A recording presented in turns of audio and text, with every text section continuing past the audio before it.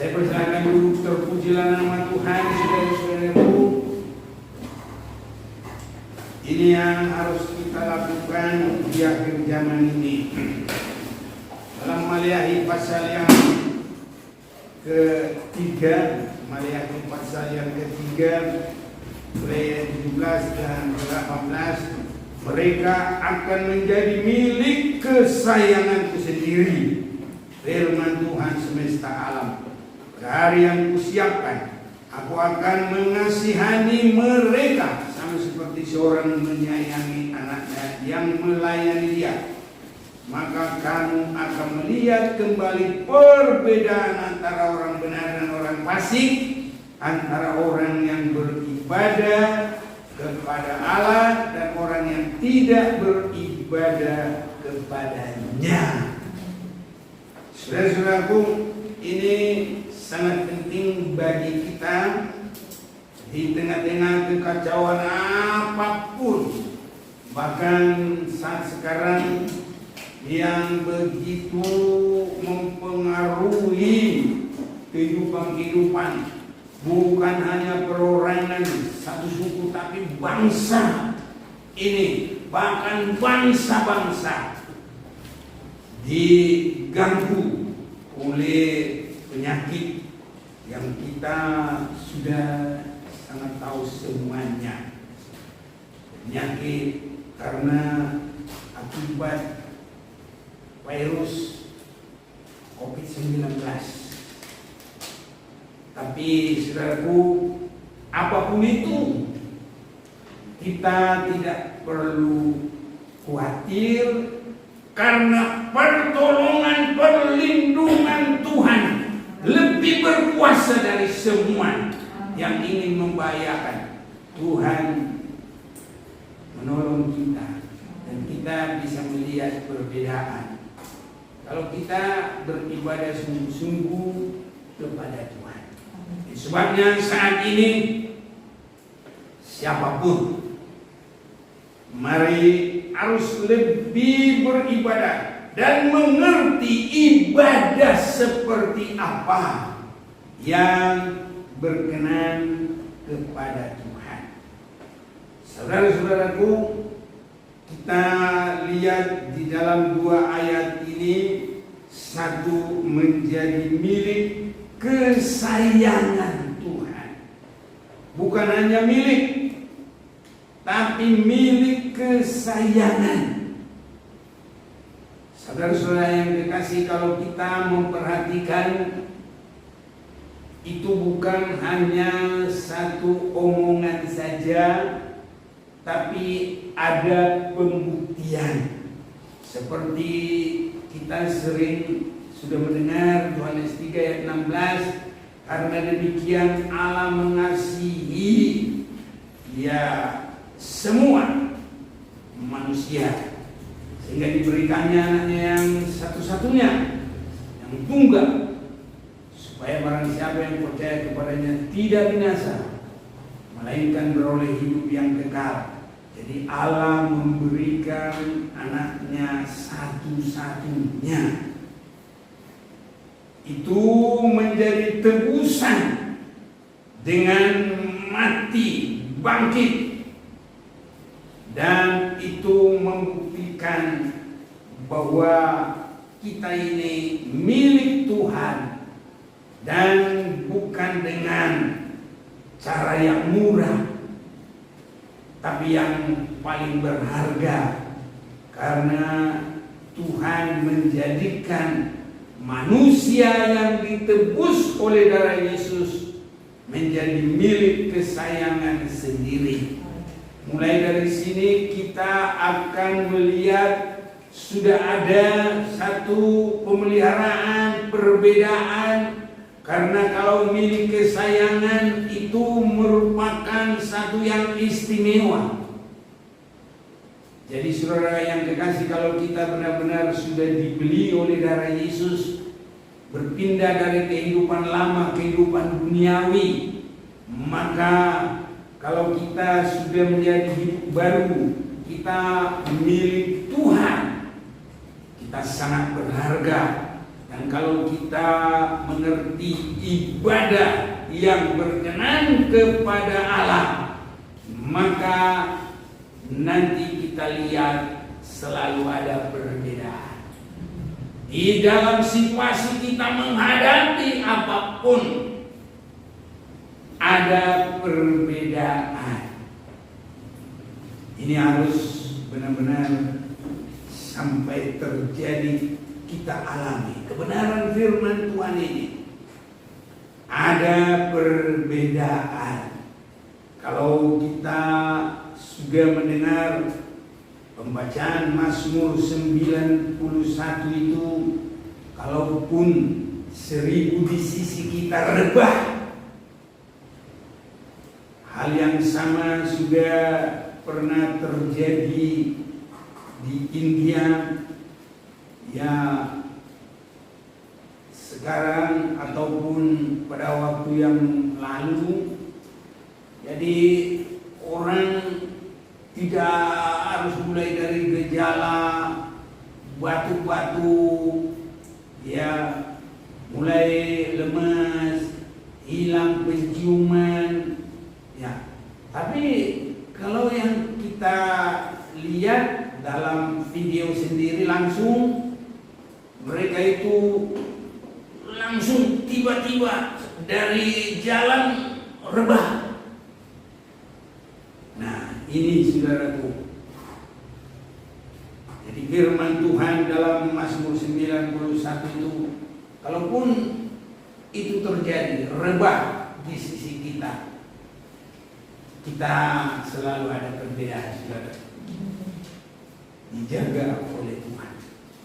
Kalau saya boleh bacakan biar iman kita berfondasi kepada firman di dalam Mazmur 91 itu ayat 7, walau 1000 rebah di sisimu dan 10.000 di sebelah kananmu, tapi itu tidak akan menimpamu.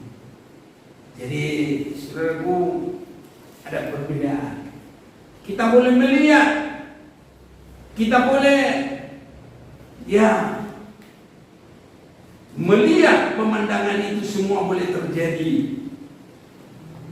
Tapi kalau kita beribadah dan kita benar-benar sudah ditebus, berbeda hidupnya dengan dunia ini, kita sudah memiliki satu pola pengiring Tuhan, satu kehidupan yang berada di dalam Yesus Kristus, semakin mengambil sifatnya Yesus Kristus.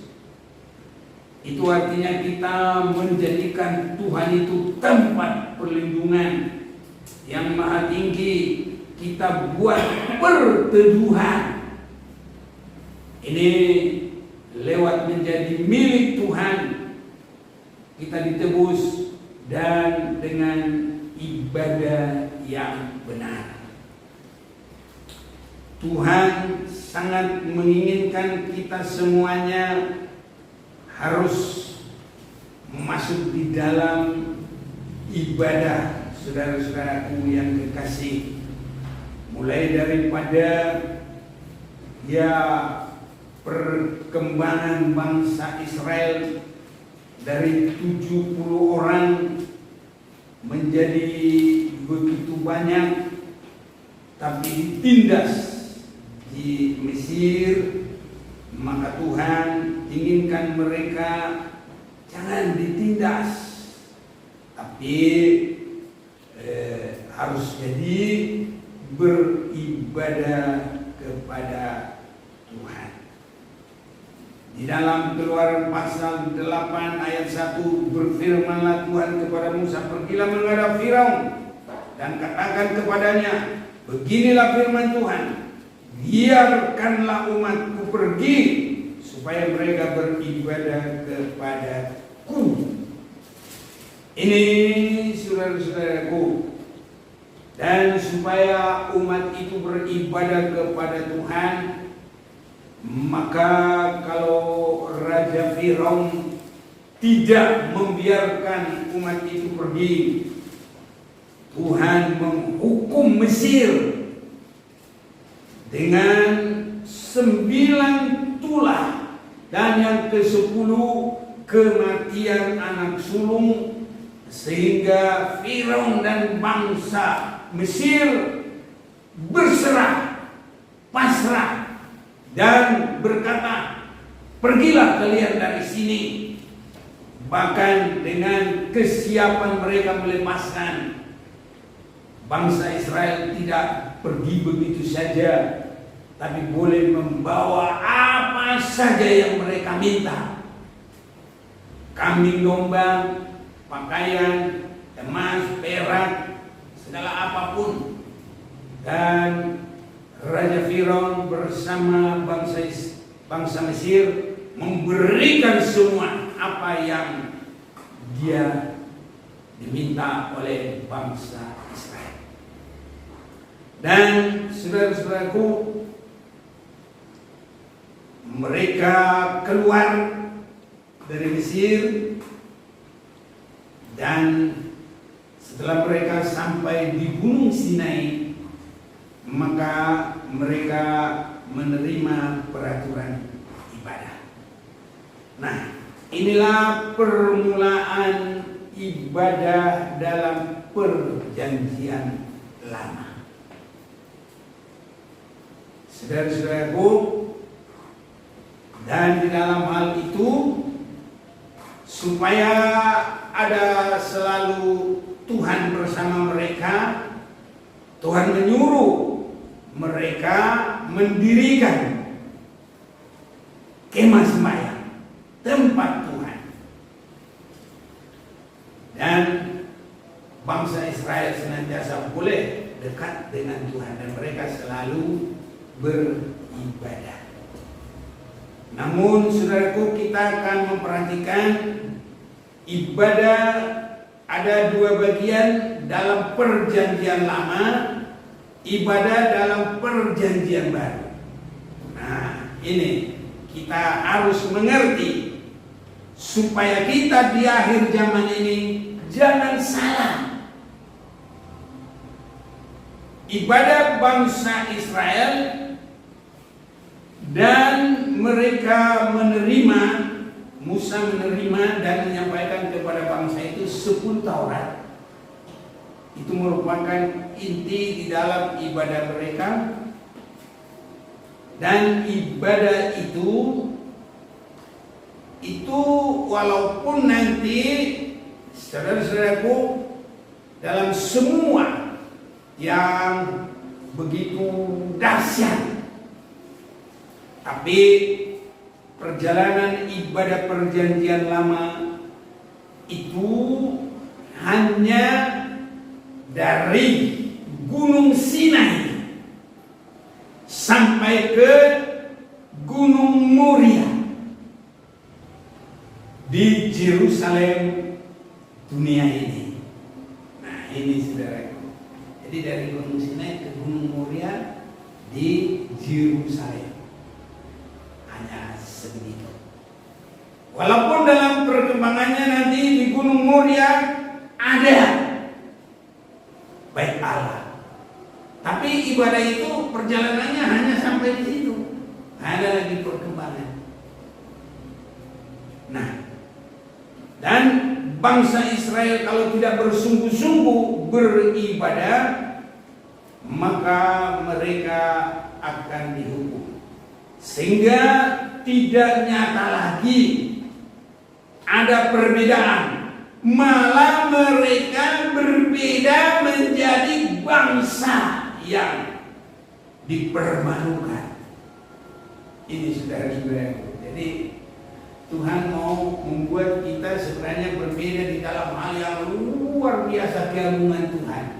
Jadi kalau tidak sungguh-sungguh beribadah, mereka menjadi hal yang sungguh-sungguh dipermalukan. Saya mau mengajak kita membaca dulu dalam kitab Tawarikh. Jadi harus bersungguh-sungguh beribadah. Terlebih kekristenan akhir zaman harus mengerti seperti ibadah apa yang kita harus tekuni. Dalam 2 Tawarik pasal yang ke-36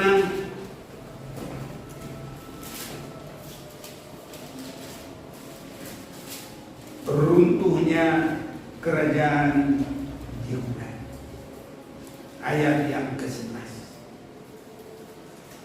Zedekia berumur 21 tahun pada waktu ia menjadi raja, dan 11 tahun lamanya ia memerintah di Yerusalem. Ia melakukan apa yang jahat di mata Tuhan Allahnya, dan tidak merendahkan diri di hadapan Nabi Yeremia yang datang membawa pesan Tuhan. Jadi Tuhan itu sebenarnya tidak langsung menghukum, masih diberi peringatan.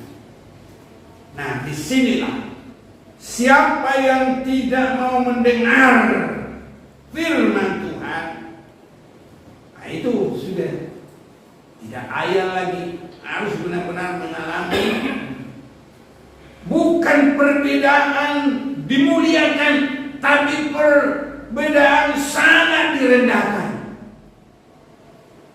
Ayat 13, lagi pula ia memberontak terhadap Raja Nebukadnezar yang telah menyuruhnya bersumpah demi Allah.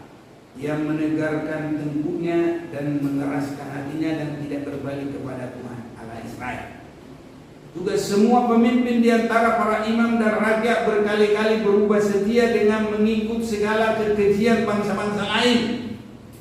Rumah yang dikuduskan Tuhan di Yerusalem itu dinajiskan mereka.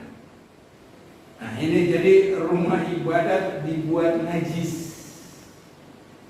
Inilah nanti juga bahkan sudah sering kita baca dalam Yohanes pasal 2, Tuhan Yesus mencoba ingin menguduskan kembali,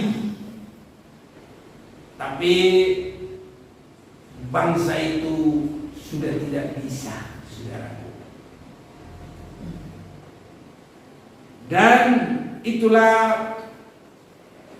menjadi permulaan perpindahan cara ibadah, sehingga bukan lagi dari Gunung Sinai ke Yerusalem, dan tempat ibadah mereka yang pertama dibangun Salomo di Gunung Moria, itu dihancurkan oleh Raja Nebukadnezar. Setelah 70 tahun mereka dibolehkan kembali. Ini sedikit ini ditulis juga di sini. 2 Tawarik 36 di atas ayat 22. Kores mengizinkan orang-orang buangan pulang ke negerinya. Ini setelah mereka ditindas. Ini bisa diikuti dalam kitab Daniel. Tapi mereka kembali itu di dalam kitab Yeremia pasal yang ke-29. Mari kita baca. Jadi kita tidak melihat bahwa susunan buku itu begitu harus terurut begitu dalam pengalaman bangsa Israel, bukan. Kitanya yang harus memperhatikan dengan sungguh-sungguh. Dan kalau kita rindu, pasti Tuhan memberikan pengertian. Yeremia pasal 29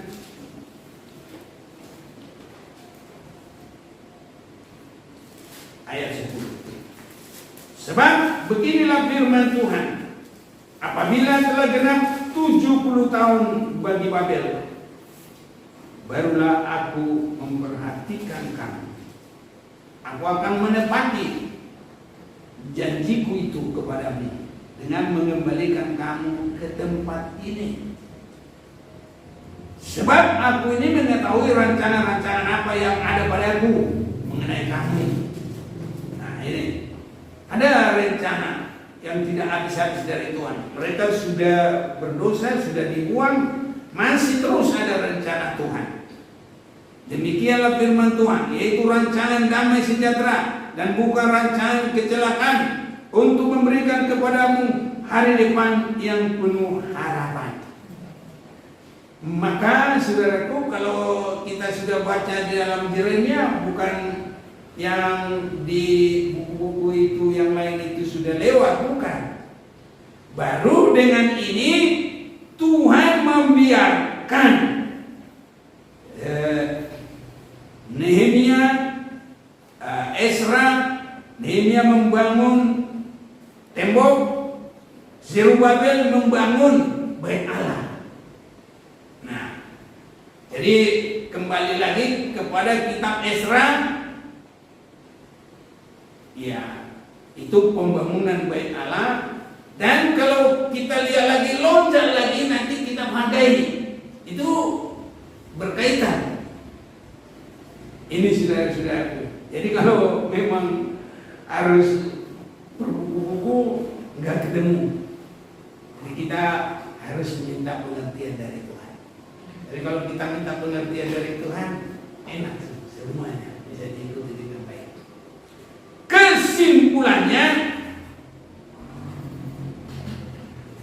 bait Allah yang pertama dirusak Nebukadnezar dibangun lagi oleh Zerubabel, tapi kalau tidak bersungguh-sungguh beribadah, dihancurkan lagi.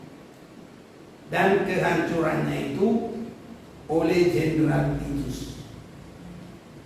Hanya walaupun itu masih belum dihancurkan, Yesus sudah berkata, ibadah yang benar itu bukan itu lagi. Ibadah yang benar itu dimulai dari Gunung Juljuta sampai ke Yerusalem baru, bukan di bumi ini. Nah, peribadatan yang seperti ini dikehendaki oleh Tuhan. Saudaraku, semua harus bisa memandang dan mengerti ini. Sebab kalau tidak,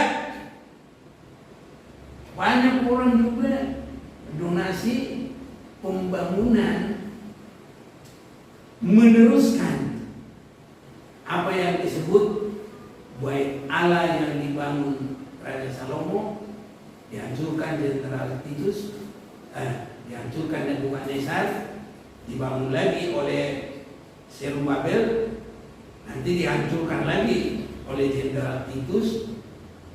Nanti banyak orang mau bangun lagi seperti itu. Saudara-saudara, kita harus mengerti, bukan itu lagi. Kita sudah mulai semakin mengikuti, saudara-saudaraku, ibadah yang benar bukan lagi dalam buatan tangan manusia, dan bukan lagi seperti bahan-bahan yang dikumpulkan oleh Raja Daud dan dibangun Salomo. Bukan seperti itu lagi. Tapi ibadah yang benar nanti pondasinya adalah Juljuta, Yesus Kristus batu penjuru. Dan ini nanti sampai Yerusalem baru, kota mempelai, kota yang kekal selama-lamanya. Kesana saudaraku. Jadi satu adalah ibadah Taurat, dan satu adalah ibadah kasih Allah dalam Yesus. Banyak orang balik lagi mau bangun seperti apa yang dilanjutkan. Makanya saat sekarang mereka bilang pembangunan bait Allah yang ketiga. Karena mereka katakan yang pertama dibangun oleh Raja Salomo, kedua dibangun oleh Zerubabel, nanti yang ketiga ini yang akan dibangun oleh mereka. Dan banyak sudah donasi ke sini, pendeta-pendeta besar, baik di luar negeri, baik di Indonesia. Saudaraku, Kalau kita ibadah yang benar ada perbedaan, dan kita harus mengerti ibadah apa. Kalau ibadah seperti yang mereka itu lakukan, itu adalah ibadah Taurat. Dan bangsa Israel sendiri mau bangun nanti bait Allah ketiga, mereka juga belum terima Yesus, itu ibadah Taurat. Dalam Galatia pasal yang ketiga kita boleh lihat, tidak ada yang mengalami berkat dari ibadah Taurat. Ini kita harus semakin mengerti, saudara-saudaraku.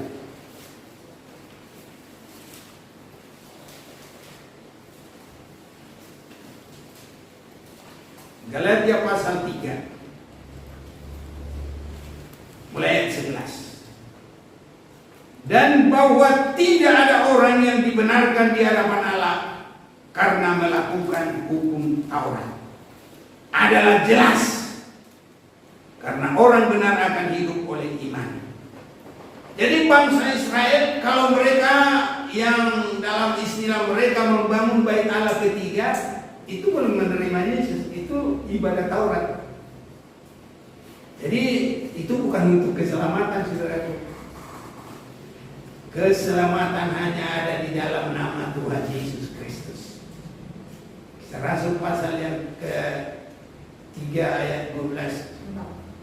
4 ayat 12, bahwa di kolong langit ini tidak ada lagi nama lain yang diberikan kepada manusia yang di dalamnya kita selamat, kecuali dalam nama satu, itulah Yesus Kristus. Kisah Rasul 4 ayat 12, dan keselamatan tidak ada lagi dalam siapapun juga selain di dalam Dia. Sebab di bawah kolong langit ini tidak ada nama lain yang diberikan kepada manusia yang olehnya kita dapat diselamatkan.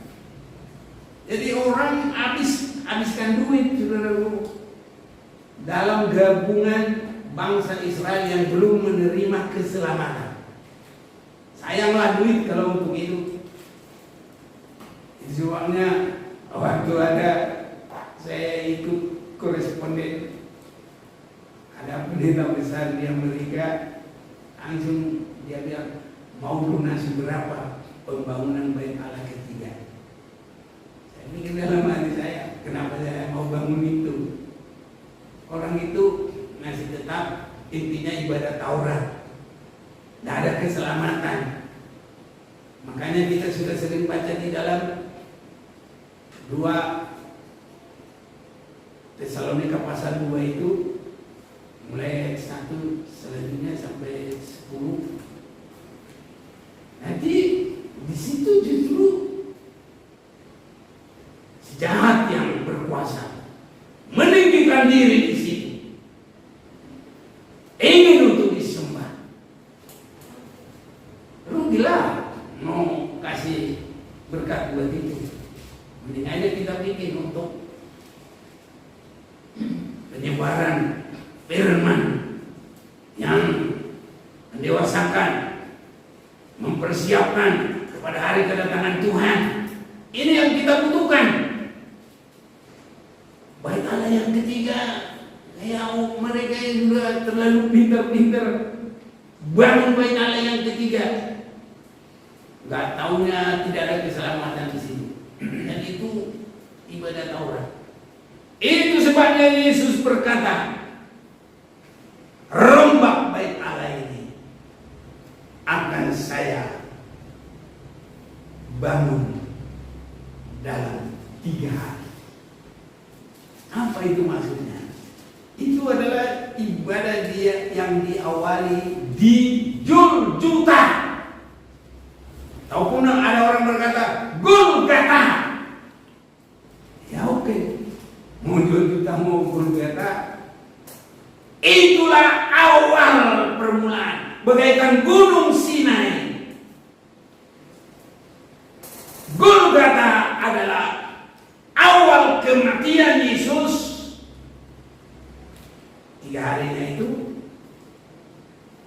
kebangkitannya dan dimuliakan. Itu pondasi gereja. Taurat tidak bisa, kematian Yesus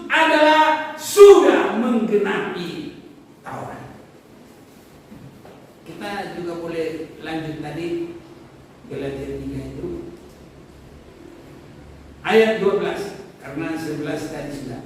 Tapi dasar hukum Taurat bukanlah iman, melainkan siapa yang melakukannya akan hidup karenanya. Kristus telah menebus kita dari kutuk hukum Taurat dengan jalan menjadi kutuk karena kita, sebab ada tertulis, terkutuk orang yang digantung pada kayu salib. Yesus Kristus telah membuat ini supaya di dalam Dia berkat Abraham sampai kepada bangsa-bangsa lain, sehingga oleh iman kita menerima roh yang telah dijanjikan itu. Jadi ibadah kita harus berpondasi korbannya Yesus Kristus. Apa yang harus ada di sana? Ada penyerahan hidup kita siap dibaharui. Penyerahan hidup kita meninggalkan segala kehidupan yang lama dan sampai memiliki kesaksian. Adapun hidupku ini bukan aku lagi, tapi Kristus yang hidup dalam aku.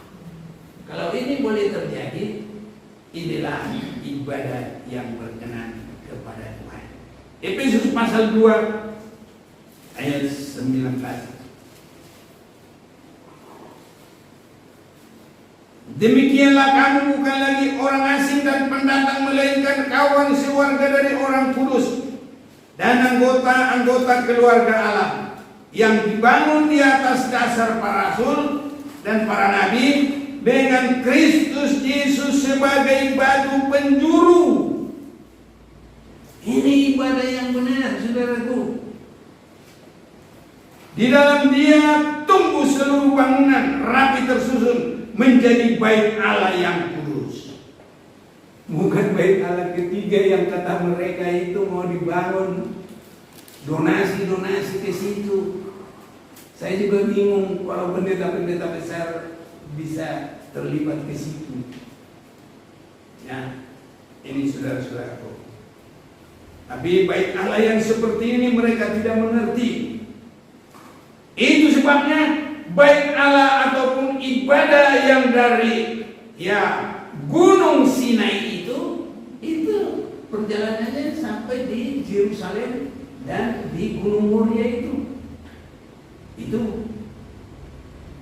nanti ada bait Allah Salomo, ada bait Allah Zerubabel, tapi dihancurkan lagi oleh Jenderal Titus, dan ada lagi mau dibangun lagi, ribut dunia mau bangun, dan itu mereka katakan bait Allah yang ketiga. Saudaraku, bukan itu. Banyak orang Kristen belum mengerti. Itu juga didoa-doain. Saya saudaraku nggak mau mendoakan itu, mau jadi mau tidak, karena itu bukan tertulis dalam firman, dan itu tidak disuruh oleh Tuhan. Yesus sudah berkata dengan jelas, rombak bait Allah ini akan saya bangun dalam 3 hari. Dan Dia berkata, itu menunjukkan tubuhnya sendiri bahwa mulai dari itu bangunan yang benar adalah umat Tuhan yang dibangun di atas dasar Yesus batu penjuru. Jadi lewat kematian, kebangkitan, dan Yesus dimuliakan. Itu artinya maut dikalahkan, iblis dikalahkan, dosa diselesaikan. Itu harus fondasi kita. Mau bait Allah Salomo apa semua, nggak ada penebusan, pengampunan nggak ada, hanya Taurat tunjuk. Tidak ada yang selamat, tidak ada yang selamat. Itu mau dilanjutkan lagi. Bangsa Israel aja belum terima. Nanti kalau Yesus mau datang baru terima. Jadi kenapa harus bait Allah yang begitu? Saudara-saudaraku, itu sebabnya bait Allah yang kudus di dalam Tuhan. Saya ulang baca dengan jelas Efesus 2 ini, mulai 19. Demikianlah kamu bukan lagi orang asing dan pendatang, melainkan kawan sewarga dari orang-orang kudus dan anggota-anggota keluarga Allah yang dibangun di atas dasar para rasul dan para nabi, dengan Kristus Yesus sebagai batu penjuru. Di dalam Dia tumbuh seluruh bangunan rapi tersusun menjadi bait Allah yang kudus. Ini yang harus dibangun. Bagaimana kita membangun? Saudaraku, firman Tuhan ini kita sampaikan. Ya mungkin kita berkata, saya tidak pintar berkhotbah. Doain. Sedikitnya YouTube ini subscribe. Haleluya saudaraku. Supaya ini firman bisa lebih cepat. Makanya jangan main-main yang pikir ini asal-asal. Bukan. Yang memang harus itu. Tidak ada lagi. Bait Allah yang kudus itu dibangun dalam korban kematian Tuhan, kebangkitannya, dan Dia dimuliakan dalam 3 hari. Kalau dibangun lagi bait Allah, gak ada keselamatan di situ. Bait Allah sudah di dalam Yesus ini, keselamatan hanya di situ. Tidak ada lagi di mana-mana. Makanya tadi kita baca Kisah Rasul 4 ayat yang ke-12. Dibangun pun di situ bait Allah macam-macam.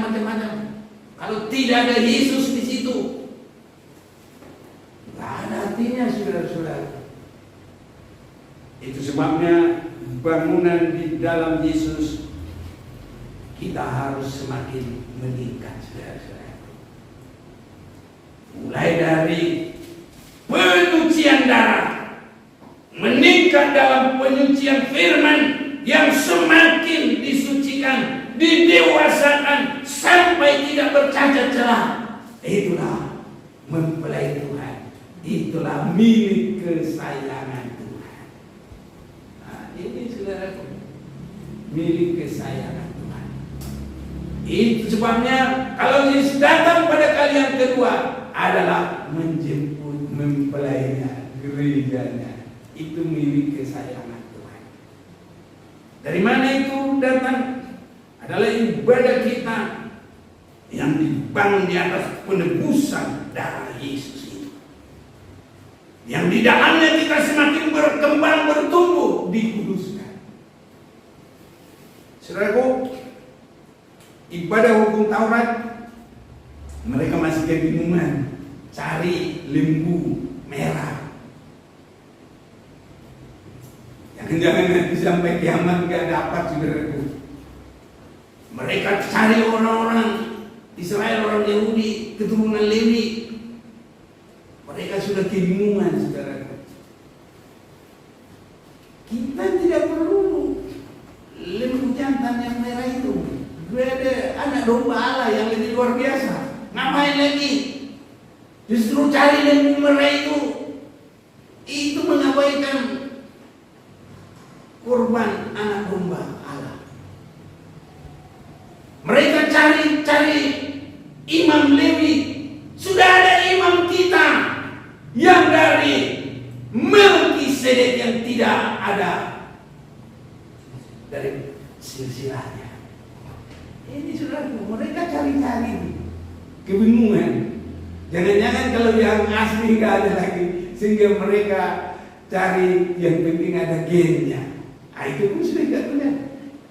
Kalau Lewi benaran. Ini saudara-saudaraku, tapi mereka kesulitan. Katanya sudah ada 200, sudah di training, tapi nggak benar-benar lagi Lewi yang asli. Hanya masih ada gennya katanya. Nah itu juga sudah bukan ibadah. Kalau yang dari Tuhan itu begitu harus benar-benar. Sebabnya saudaraku, kalau Taurat itu, ya itulah imamnya masih dicari, lembu merahnya masih dicari. Tapi kalau bangunan dalam Yesus itu sudah ada pondasinya langsung, sudah ada korbannya langsung, imamnya juga ada, imam besarnya.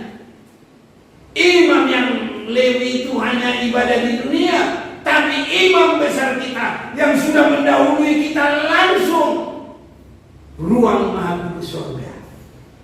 Dia nunggu kita di sana.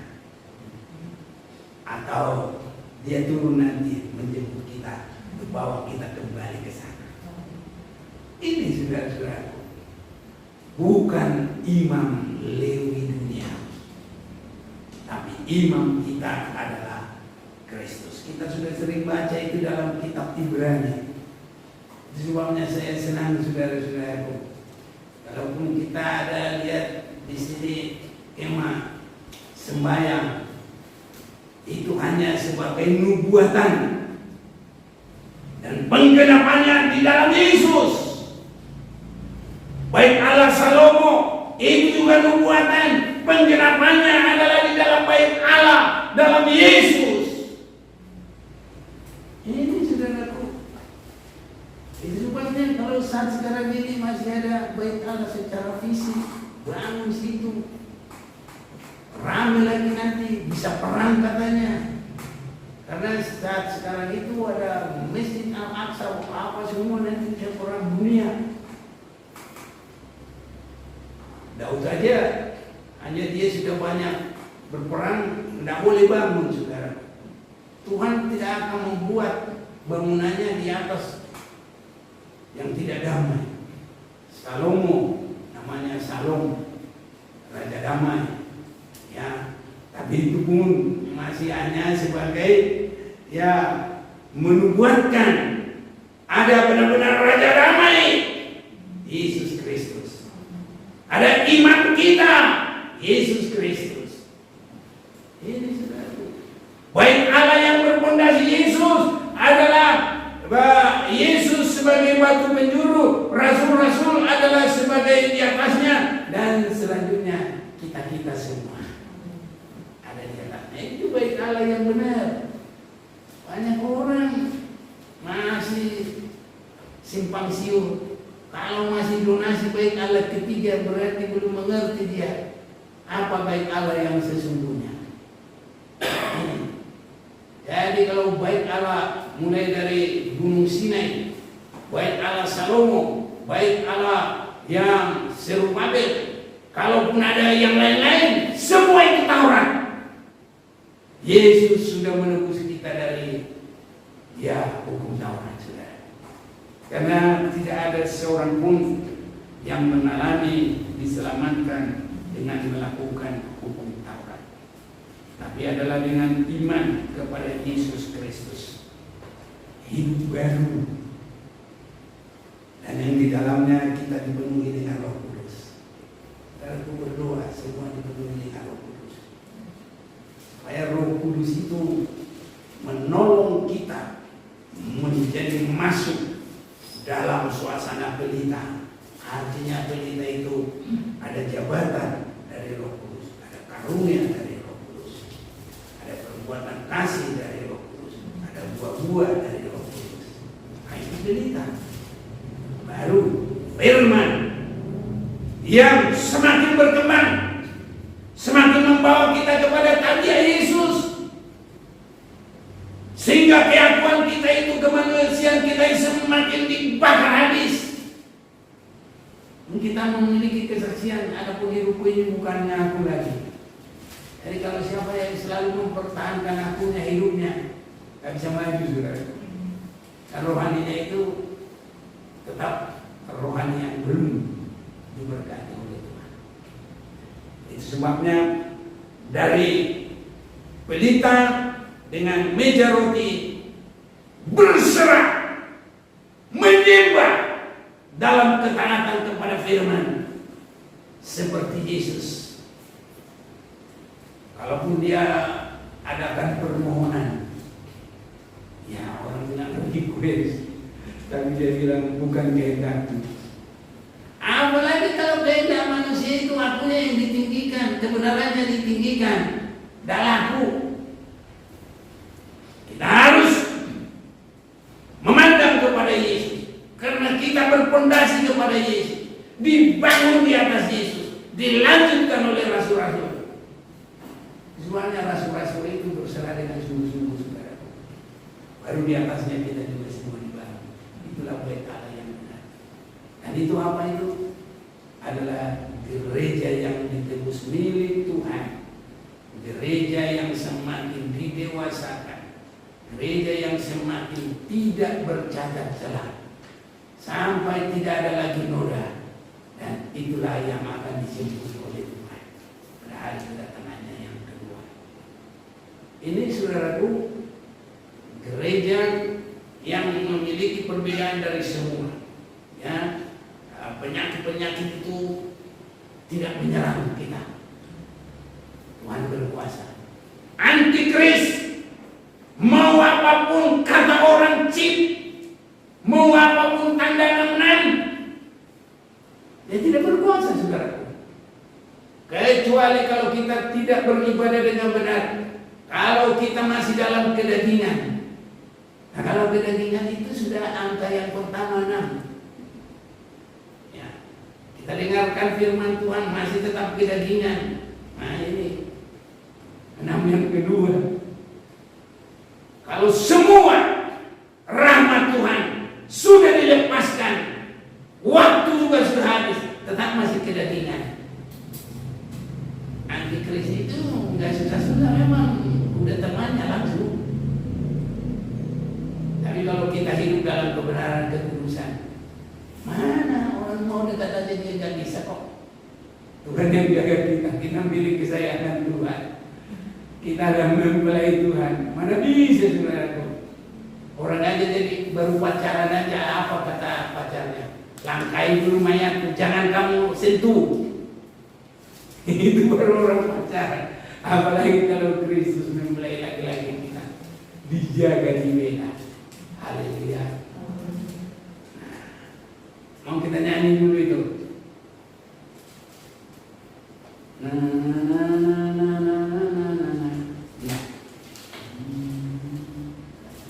Berkatnya melimpah.